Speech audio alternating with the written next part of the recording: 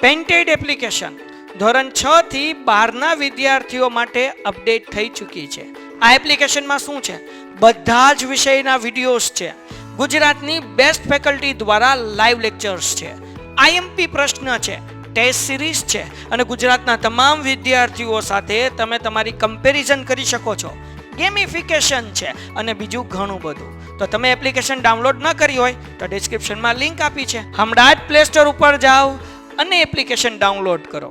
ઘરે બેઠીને સરસ મજાનું ગુજરાતની જોરદાર ફેકલ્ટી સાથે ભણો, સારા માર્ક્સે પાસ થાઓ. એટલે અવાજ જે આપણે સૌથી પહેલા લેક્ચર શરૂ કરીએ એ ધંધો કરીએ કે ભાઈ હાલો હાલો મારો અવાજ આવે છે કે કેમ, કન્ફર્મેશન આપજો. આ કામ જ આપણે પહેલા કરીએ, બરાબર ને? તો આ ધ્વનિ એ બહુ અગત્યનો ઘટક આપણા માટે બની રહેશે અને એનો જ અભ્યાસ આપણે આ ચેપ્ટરની અંદર કરવાનો છે. ચાલો ત્યારે કેટલા ટોપિક આપણે ભણવાના છે અહીંયા એની વાત કરી છે. આપણે શરૂ કરી દઈએ. સૌથી પહેલો આપણો પ્રશ્ન કે ધ્વનિ એટલે શું? સૌથી પહેલા આપણે શરૂ કરીએ કે ધ્વનિ એટલે શું અને કઈ રીતે ઉત્પન્ન થાય. ધ્વનિ એટલે શું? તો યાદ રાખજો, ધ્વનિ એ ઉર્જાનું એક સ્વરૂપ છે. ધ્વનિ છે એ ઉર્જાનું એક સ્વરૂપ છે જે આપણા કાનમાં શ્રવણની સંવેદના ઉત્પન્ન કરે છે. જો સૌથી પહેલું યાદ રાખો કે ધ્વનિ ઉર્જાનું એક સ્વરૂપ છે. કેટલા પ્રકારની આપણે ઉર્જા ગયા ચેપ્ટરમાં જોઈ. યાંત્રિક ઉર્જા, સ્થિતિ ઉર્જા, ગતિ ઉર્જા, પરમાણુ ઉર્જા, બરાબર ને, સ્નાયુ ઉર્જા. તો આ બધી ઉર્જાઓ છે.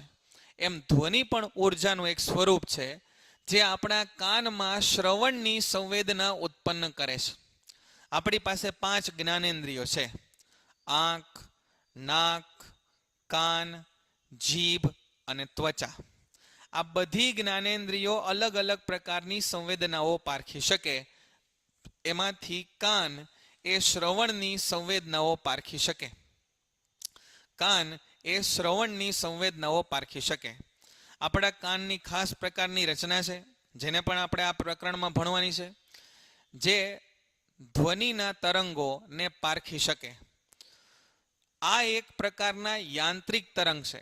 ધ્વનિના તરંગો છે એ યાંત્રિક તરંગો છે જે માધ્યમ દ્વારા પ્રસરે છે. હવે આ યાંત્રિક તરંગો કોને કહેવાય ને એની સમજૂતી પછી આપણે આગળ હમણાં મેળવીએ. અને જે માધ્યમ દ્વારા પ્રસરે છે, આ કદાચ તમને ખબર હશે કે ભાઈ ધ્વનિના પ્રસરણને, ધ્વનિના તરંગોના પ્રસરણ માટે માધ્યમની જરૂર પડે. એ માધ્યમ ઘન પણ હોઈ શકે, એ માધ્યમ પ્રવાહી પણ હોઈ શકે અને એ માધ્યમ વાયુ પણ હોઈ શકે. હવે જરા તમે મને કહેજો કે આપણે જો પાણીમાં ઊભા હોય અને આપણી પાસે એવી ટેકનોલોજી છે કે આપણે પાણીમાં પણ કાંઈ સાધનો આડાઅવડા રાખ્યા વગર બોલી શકીએ, તો શું પાણીમાં મારો અવાજ તમારી સુધી પહોંચી શકે? આપણે પાણીમાં લેક્ચરનું આયોજન કરીએ. પાણીમાં લેક્ચર રાખ્યું, આખું પાણીથી ભરેલો ક્લાસરૂમ, તમે બેઠા છો, હું ઊભો છું, ભણાવું છું, તો શું પાણીમાં મારો અવાજ તમને આવશે? વેદાંતભાઈ બિલકુલ આવે. આવે જ અવાજ. નિયતિબેન અવાજ આવે. આશુ, યુક્તિ, અવાજ આવે? બિલકુલ આવે. રેનિલભાઈ અવાજ આવે જ તે, કેમ નો આવે? ઘન પદાર્થ, પ્રવાહી પદાર્થ અને વાયુ બધામાંથી ધ્વનિનું પ્રસરણ થાય, બરાબર ને?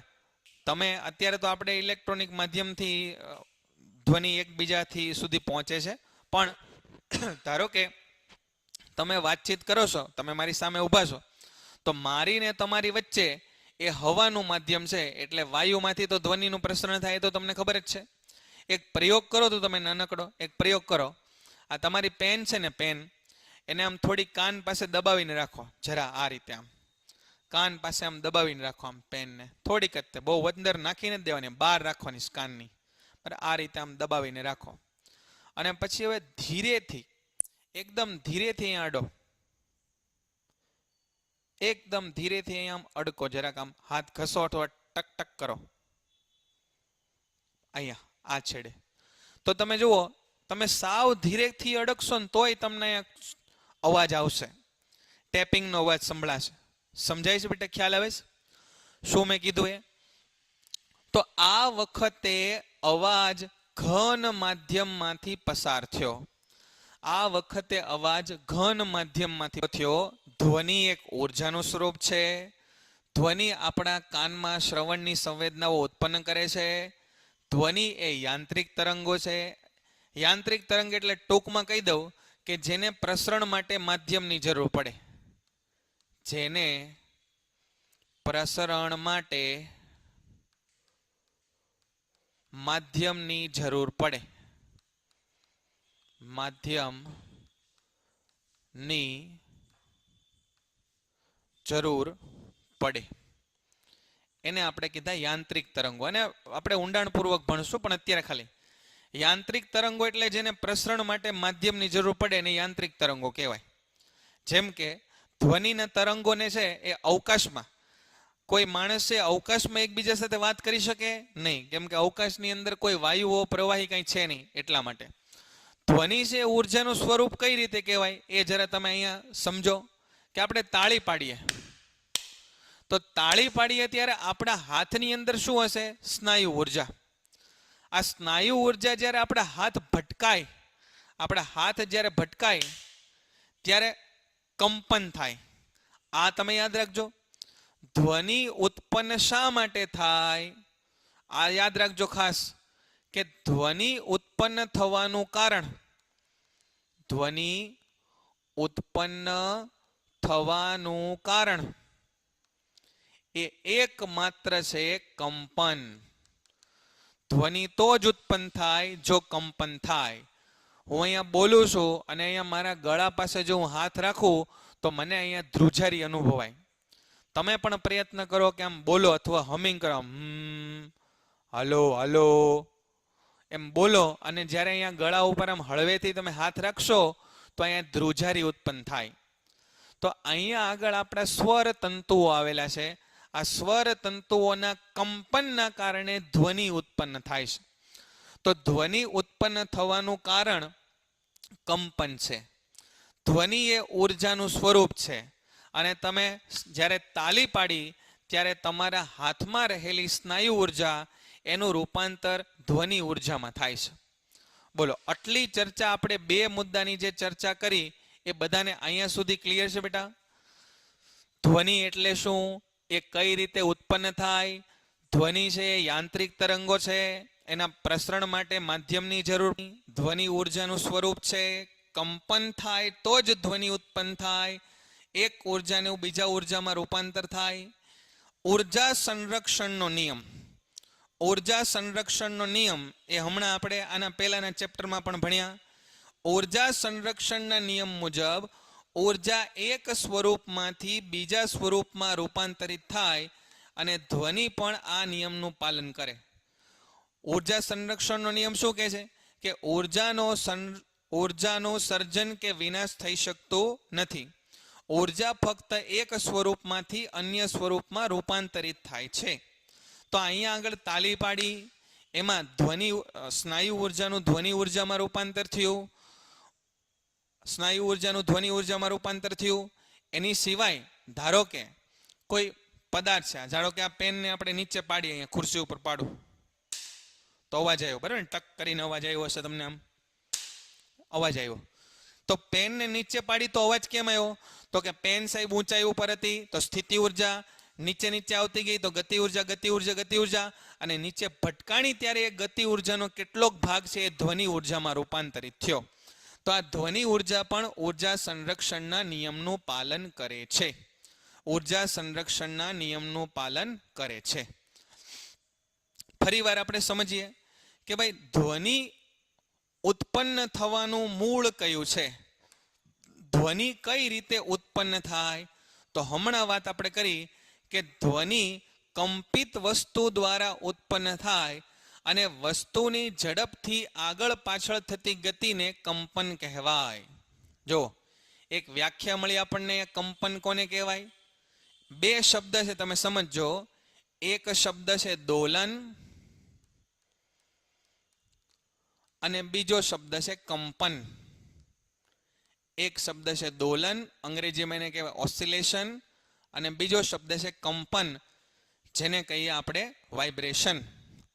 તો કોઈ એક પદાર્થ જે આગળ પાછળ ગતિ કરે, ઉદાહરણ તરીકે હિંચકો. હિંચકો છે એક ચોક્કસ સ્થાનની આસપાસ ગતિ કરતો હશે. હિંચકો. એક સ્પ્રિંગ તમે લીધી અને છેડે એક પથ્થર બાંધી દો અથવા એક દડો લટકાવી દીધો અને આ દડાને તમે ખેંચી અને છોડી દો તો આ સ્પ્રિંગ છે આમ આમ આમ આમ આમ આમ દોલન કરશે. તો આ જે તમને દેખાય છે અહીંયા ત્રુટક રેખા, એને કહેવાય નિશ્ચિત સ્થાન. અને આ નિશ્ચિત સ્થાનની આજુબાજુ આ સ્પ્રિંગ છે ઉપર નીચે એમ ગતિ કર્યા રાખશે.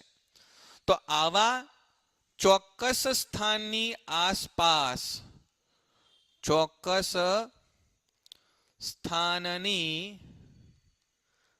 આજુબાજુ અથવા આગળ પાછળ લખીએ, આગળ પાછળ. હવે આગળ પાછળનો બધો મતલબ આગળ પાછળ ઉપર નીચે આમ આમ હોય કે આમ આમ હોય બધું. થતી ગતિ એને કહેવાય દોલન. પણ આ પ્રમાણમાં ધીમી ગતિ હોય એને દોલન કહેવાય. પણ આ દોલનો જો ઝડપી બને, દોલનો શબ્દ અહીંથી કાઢી નાખીએ આપણને કન્ફ્યુઝન ન થાય એટલા માટે. અને જો આ આગળ પાછળની ગતિ ઝડપી બને, આગળ પાછળની ગતિ ઝડપી બને, તો એને આપણે કંપન નામ આપ્યું. બીજું ઉદાહરણ લઈએ. હિંચકો આ રીતે થાય છે તો હિંચકાને તમે દોલન કહી શકો. પણ કોઈ મચ્છર છે ખૂબ ઝડપથી પોતાની પાંખ ફફડાવે છે તો એ મચ્છરની પાંખના ફડફડાટને આપણે દોલનની બદલે કંપન કહી શકીએ. બોલો, દોલન કંપન આ બંને શબ્દો સમજાય છે દીકરાઓ?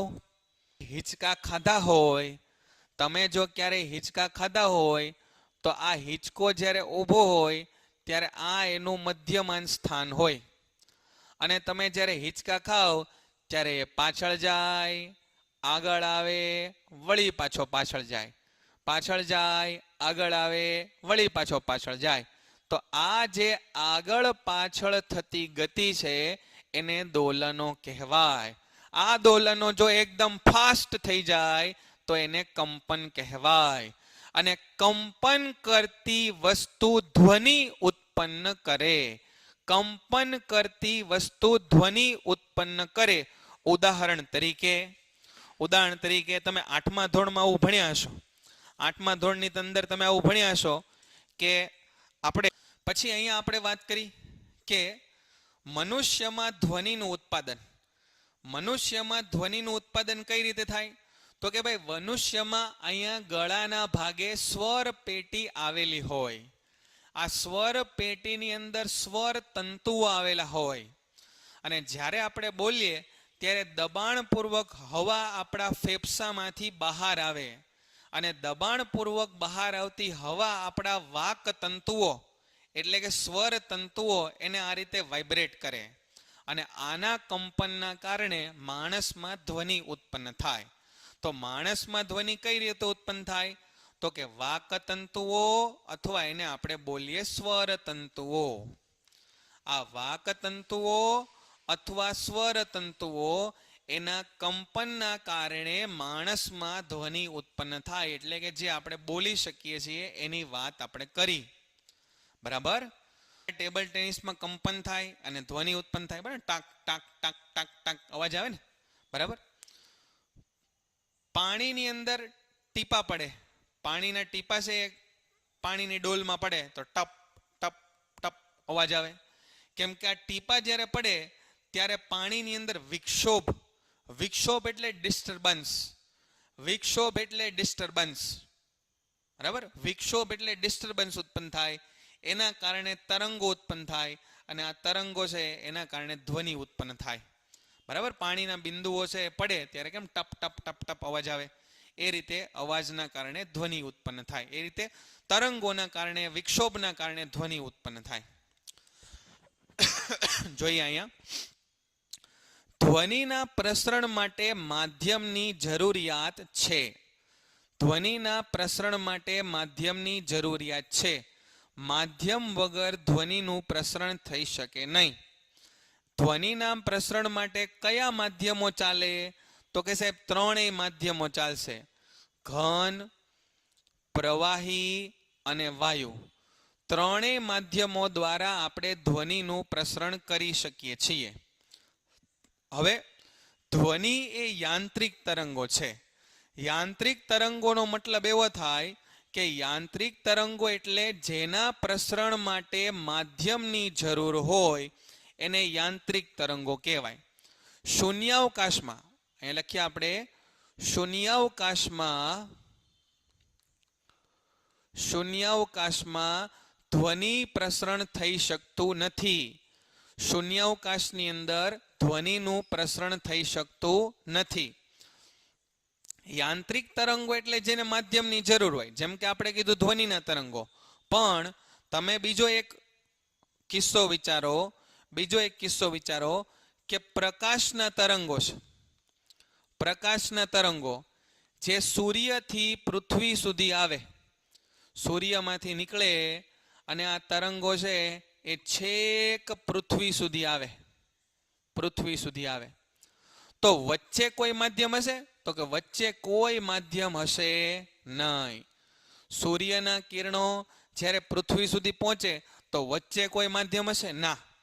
તો શું માધ્યમ વગરે તે સૂર્યપ્રકાશના કિરણો પૃથ્વી સુધી પહોંચી ગયા? તો કે હા. તો એનો મતલબ પ્રકાશના કિરણોને એટલે કે પ્રકાશના તરંગોને માધ્યમની જરૂર. પેન્ટેડ એપ્લિકેશન ધોરણ 6 થી 12ના વિદ્યાર્થીઓ માટે અપડેટ થઈ ચૂકી છે. આ એપ્લિકેશનમાં શું છે? બધા જ વિષયના વિડીયોઝ છે. ગુજરાતની બેસ્ટ ફેકલ્ટી દ્વારા લાઈવ લેક્ચર્સ છે. આઈએમપી પ્રશ્ન છે, ટેસ્ટ સિરીઝ છે અને ગુજરાતના તમામ વિદ્યાર્થીઓ સાથે તમે તમારી કમ્પેરિઝન કરી શકો છો. ગેમિફિકેશન છે અને બીજું ઘણું બધું. તો તમે એપ્લિકેશન ડાઉનલોડ ન કરી હોય તો ડિસ્ક્રિપ્શનમાં લિંક આપી છે. હમણાં જ પ્લે સ્ટોર ઉપર જાઓ અને એપ્લિકેશન ડાઉનલોડ કરો. ઘરે બેઠીને સરસ મજાનું ગુજરાતની જોરદાર ફેકલ્ટી સાથે ભણો, સારા માર્ક્સે પાસ થાઓ. નથી, માધ્યમની જરૂર નથી. એટલા માટે આવા તરંગોને બિન યાંત્રિક તરંગો કહેવાય. બિન યાંત્રિક તરંગો કહેવાય. ચાલો 2 ટોપિક આપણે ભણ્યા. ધ્વનિ તરંગો એને માધ્યમની જરૂરિયાત છે તો જ એનું પ્રસરણ થઈ શકે. કયા કયા માધ્યમ હોઈ શકે? તો કે ઘન, પ્રવાહી અને વાયુ. ત્રણેય માધ્યમ હોઈ શકે. ધ્વનિ તરંગો એ યાંત્રિક તરંગો છે. યાંત્રિક તરંગ એટલે જેને માધ્યમની જરૂર પડે. એવા તરંગો કે જેને માધ્યમની જરૂર પડે નહીં એને બિન યાંત્રિક તરંગો કહેવાય. જેમ કે સૂર્યપ્રકાશના કિરણો, એને માધ્યમની જરૂર નથી. ચંદ્ર પર પણ ધ્વનિ સાંભળી શકાતો નથી કારણ કે ચંદ્ર ઉપર પણ વાતાવરણ હાજર નથી. બોલો, અહીંયા સુધીનું કામકાજ ખબર પડી ગઈ બધાને? અહીં સુધી ક્લિયર છે બધાને? कोशिश कर रहा हूँ कि मैं जो बोल रहा हूँ वो आप सुन पा रहे हो पृथ्वी ऊपर, क्योंकि पृथ्वी ऊपर हवा है. अगर हम दोनों चले जाएंगे अवकाश में और जहाँ तुम्हारे और मेरे बीच में हवा नहीं है तो तुम मुझको नहीं सुन पाओगे. उसका मतलब होता है कि ध्वनि के प्रसरण को माध्यम की जरूरियात होती है. माध्यम मतलब बीच में कुछ चाहिए तब आवाज सुनी जाएगी, वरना आवाज नहीं आएगी. तो उसको बोलते हैं ध्वनि के प्रसरण के लिए माध्यम की जरूरियत होती है. पण सूर्य के किरण आते हैं तो बीच में कुछ नहीं आता, पण सूर्य के किरण को कोई वांधा नहीं आता, वो उसमें से निकल जाता है और पृथ्वी तक पहुंच जाता है. तो ऐसे सूर्य प्रकाश के किरणों जिसको किसी की जरूरत नहीं है आगे बढ़ने के लिए, उसको बिन यांत्रिक तरंग बोलते हैं. ठीक है, अटले में तो तुम समझ जाओगे. ચાલો હવે જોજો અહીંયા. હવે બહુ અગત્યનો પોઈન્ટ આવ્યો જેને ખરેખર સમજવાની જરૂર છે. હવે ખૂબ અગત્યનો પોઈન્ટ આવ્યો છે, વિક્ષોભ. પ્રિયંશીબેન, વિક્ષોભ એટલે શું થાય? તો કે એક શાંત તળાવ છે, શાંત તળાવ, એની અંદર તમે પાણો નાખો તો આમ તરંગો ઉત્પન્ન થાય, તો તમે વિક્ષોભ ઉત્પન્ન કર્યો એવું કહેવાય. એક દોરી છે જેનો એક છેડો અહીંયા બાંધેલો છે, એક છેડો મારા હાથમાં છે, અને આ દોરીને હું આમ ઉપર નીચે કરવાની શરૂઆત કરું તો આ દોરીમાં આ રીતે દોરી આમ આમ આમ આમ જશે, તો આ દોરીમાં વિક્ષોભ ઉત્પન્ન કર્યો એમ કહેવાય. તમે શાંતિથી બેઠા છો અને તમારા મોબાઈલમાં રિંગ વાગે તો તમારા મગજમાં વિક્ષોભ ઉત્પન્ન છે એવું કહેવાય. સમજાય છે બેટા? વિક્ષોભ ખ્યાલ આવી ગયો? સરસ, ચાલો, बहुत बढ़िया, क्या बात है. फिर तो आगे बढ़ते हैं. चलो આગળ જોઈએ દીકરા. કણોની ભૂમિકા. હવે આપણે સમજવું છે કે ભાઈ માધ્યમની અંદર કણો, આપણા વાતાવરણની અંદર ધ્વનિ કઈ રીતે આગળ વધે ને એ આપણે સમજવું છે. જોજો, વાતાવરણની અંદર ધ્વનિ કઈ રીતે આગળ વધે ને એ આપણે સમજવું છે. અહીંયા ધ્યાન આપજો, બહુ ધ્યાનથી અહીંયા હવે સમજજો તો તમે સમજી શકશો પ્રોપેગેશન ઓફ સાઉન્ડ, એટલે કે ધ્વનિ કઈ રીતે આગળ વધે. બરાબર? અહીંયા હું લખું છું કયો ટોપિક આપણે સમજીએ છીએ, ધ્વનિનું પ્રસરણ. બરાબર? અહીંયા તમે છો, અહીંયા સ્પીકર વાગે છે, અહીંયા હવાના અણુઓ છે, અને અહીંયા તમે સાંભળો છો.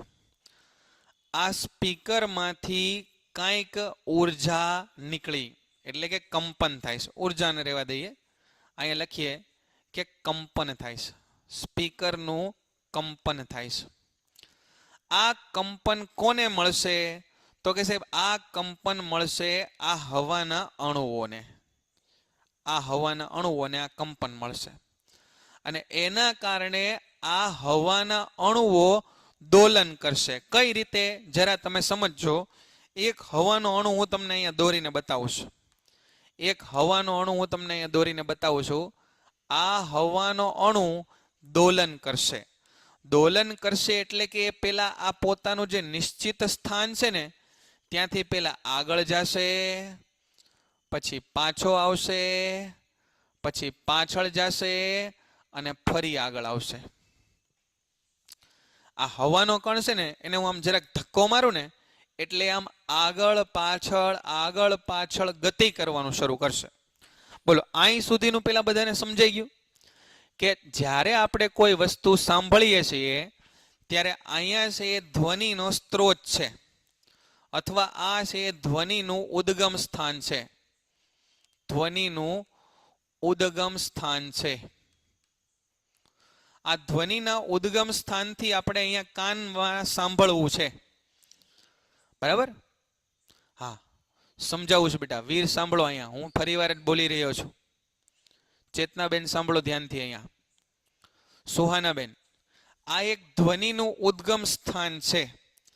ત્યાંથી તમને અવાજ કઈ રીતે અહીંયા પહોંચે એ વાર્તા આપણે સમજી રહ્યા છીએ. આ ધ્વનિના ઉદ્ગમ સ્થાનથી જ્યાં સુધી ધ્વનિ પહોંચે છે એની વચ્ચે હવા છે. આ ધ્વનિ એટલે કે આ કંપન જ્યારે આની સાથે અથડાય ત્યારે આની ઉર્જા છે ને એ આને મળે. આ બધા હવાના અણુઓને ઉર્જા મળે, અને આ હવાના અણુઓને ઉર્જા મળવાના કારણે આ હવાના અણુઓ એને ઉર્જા મળવાના કારણે આ હવાના અણુ દોલન કરવાનું શરૂ કરે. બરાબર? સમજો શાંતિથી. હા, 5 મિનિટ લેક્ચર 5 મિનિટમાં પૂરો થશે. ફરી વાર આને આપણે આવતીકાલે એક વિડીયો દ્વારા સમજશું, પણ એક વખત અહીંથી સમજી લ્યો. અહીંયા એકવાર સમજી લ્યો. આવતીકાલે ફરી વાર આને પાછું એક નવા વિડીયો સાથે સમજશું. આ સ્પીકર છે, સ્પીકર ધ્વનિનો સ્ત્રોત છે. ધ્વનિનો સ્ત્રોત તો જે હોય જો એ વાઇબ્રેટ કરતું હોય તો આ સ્પીકર છે એ વાઇબ્રેટ કરે છે. વાઇબ્રેટ કરતું હશે તો એની પાસે ઉર્જા હશે. આ કંપન કરતું હશે તો એની પાસે ઉર્જા હશે. આ ઉર્જા એ હવામાં રહેલા કણોને આપશે. આ ઉર્જા એ હવામાં રહેલા કણોને આપશે, જેના કારણે આ હવામાં રહેલા કણો આ રીતે દોલન કરવાની શરૂઆત કરશે. હવામાં રહેલા કણો આમ દોલન, પેલા આગળ જશે. પેલા હું આગળનું દોરી નાખું કે આ હવાના કણો છે આગળ ગયા, તો આગળનું મેં દોરી નાખ્યું, હવાના કણો આગળ ગયા. આગળ જઈને એ બીજા કણો સાથે ભટકાશે એટલે એની ઉર્જા બીજાને આપશે. એટલે હવે શું થશે જરા સમજો અહીંયા. હવે એવું થશે કે આ ભટકાઈને એની ઉર્જા આગળનાને આપશે. આ પેલા કણો છે ને આ, એ ભટકાઈને એની ઉર્જા આને આપશે. એટલે હવે એવું થશે, જરા ધ્યાનથી સમજજો આ વસ્તુને, જરા ધ્યાનથી સમજજો. હવે એવું થશે કે આ કણો છે ને એ આગળ જશે, આ કણો આગળ જશે કેમ કે એને પાછળથી કોકે ધક્કો માર્યો એટલે. અને આ કણો એની હારે ભટકાય અને પાછા જશે, એની હારે ભટકાય અને આ પાછા જશે.